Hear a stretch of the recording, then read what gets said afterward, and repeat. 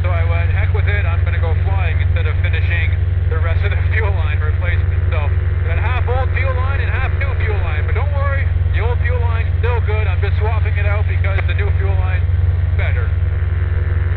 Just wanted to give you an example of a situation where it might look like I'm flying in an area where I don't have an out if my engine quits. And that's because my out is over there. And my camera is pointing this way, and you might be able to see it from the tail view, I'm not sure, but less than a quarter mile away is the airport. I'm 1,000 feet off the ground. I would make the airport easy. Well, I'm not 1,000 feet off the ground here. I'm 1,000 feet off the elevation of the airport, and it's a hill, as you'll probably be able to see from the tail view. So anyway, I just wanted to show you an example of a time where you might see me flying somewhere that you might deem as dangerous and that you might not do. And that's fine. Everybody has their own personal safety limits. Mine might be a little higher or lower than somebody else's, but that's no different than anything else in life. I just want to let you know that I do my best to always have a landing spot within gliding distance. If it's not a spot that I would be able to use the plane again, it's at least a spot where I won't die. So if you look over here from that view, you'll see there's some clearing. I'd probably break the plane, but I wouldn't die. So I just wanted to let you guys know that, just because it looks like I'm flying a little bit dangerously, I'm really not. I take my safety quite seriously, and not only just for myself and for my family, but because I don't want to be a bad example for the sport. I don't want to be that guy. So anyhow, I just wanted to talk to you a little bit about that. Other than that, it's a pretty nice evening. It's getting a little chilly. I probably should have worn another coat, but it's above freezing. The snow is melting very quickly, and spring, it looks like it's finally here. So I am very happy to see that spring is here because I like spring. I've always wanted to buzz over the top of this mountaintop, so I think I will.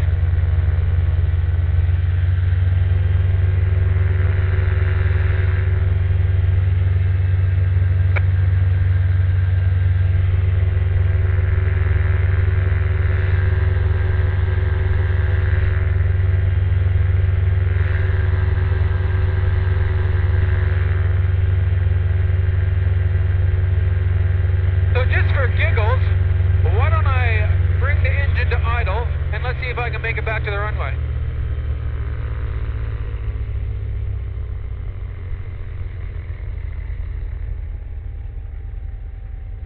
So set up my best glide speed, which is about 40 miles an hour.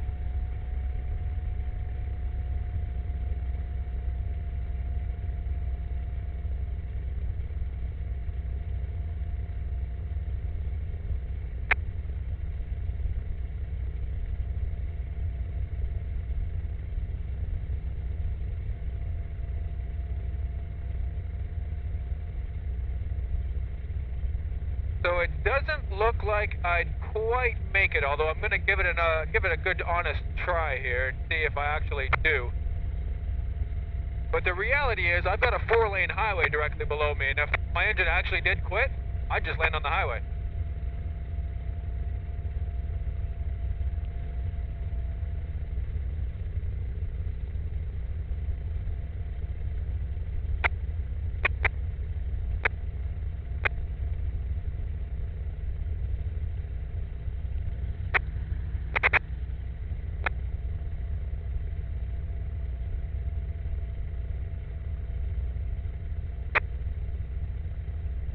Yeah, at this point in real life, I would have freaked out enough that I would have decided to land on the highway because I don't think I will make the runway, but I'm still going to try.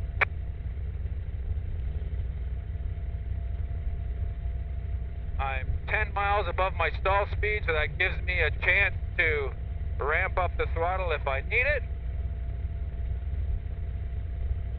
But I'm not gonna. I'm not gonna use the throttle. Because would you look at that? I have made the runway. Just barely, mind you.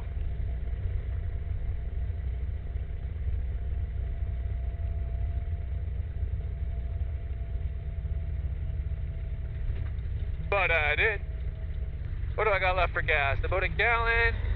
About a gallon. All right, well, I'm taking off downwind, but it's pretty calm, so I'm going to go ahead and do it anyway. Take off nice and slow, ramp up the throttle slowly because I had extended idle, warm up the engine to 50 so I can start bringing it up a bit more.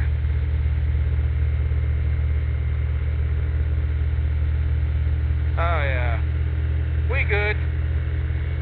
Climbing out at 35 miles an hour. I guess I could probably afford to do a little bit more than that. There's 40.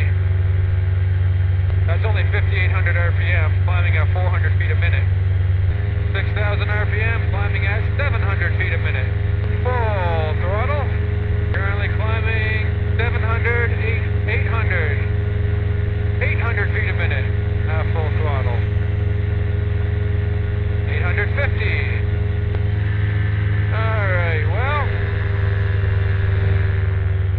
starting to get dark. I should probably think about landing soon. Edmonton traffic, India Whiskey Alpha, downwind, runway 16, full stop, Edmonton.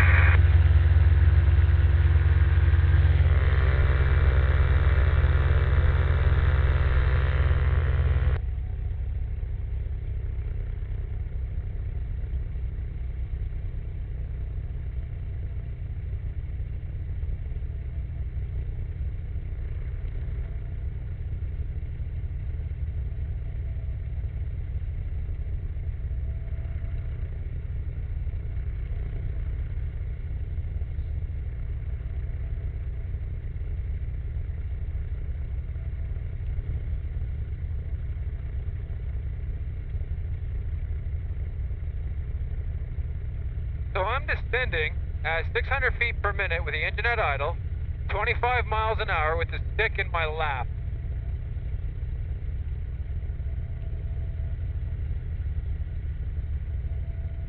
This is what this stall is in this plane. It isn't. It doesn't brake. The nose never drops. The stick is all the way back. The engine is at idle. 25 miles an hour, and I just fall. The thing is, if I did this right to the ground, I'd survive the impact. I'd probably break the plane, so I'm not gonna, but I'd survive the impact, which is pretty phenomenal. So, because I don't want to risk, as unlikely as it is, a spin situation, I'm going to relax the stick pressure, build up some airspeed, and bring it in for a better glide. So just by bringing my airspeed up to 33, I'm down to 300 foot per minute descent.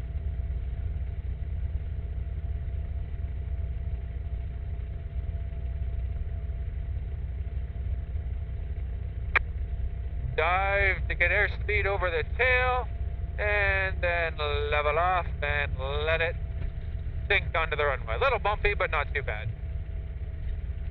And I'll air taxi it down to the other end because I'm a long ways away from the hangar still.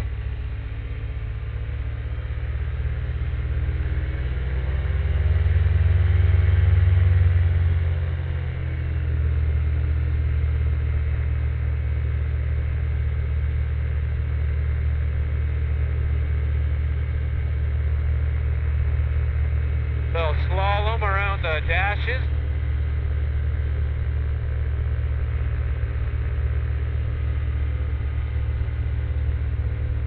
Oh, here comes the taxiway. I guess I better land.